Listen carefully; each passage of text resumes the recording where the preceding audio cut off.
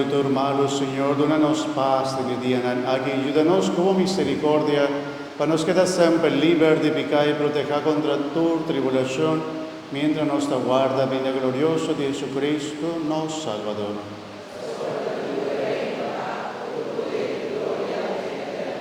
Señor Jesucristo, vos avisa vos apóstol en la mitad larga vos su paz, mitad de una voz. No míranos pecanas, sino fe de tu iglesia, y según vos voluntad, donanos paz y unidad completo. A vos que viva y reina dentro del siglo de siglo. Paz y Señor sea siempre con vos.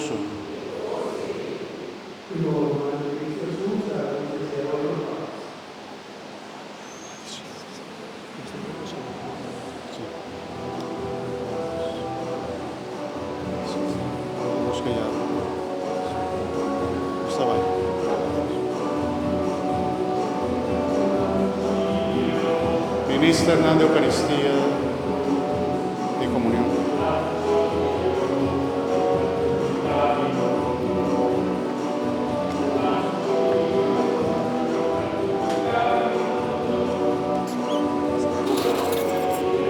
No, vayan a timbele, no está bien con él.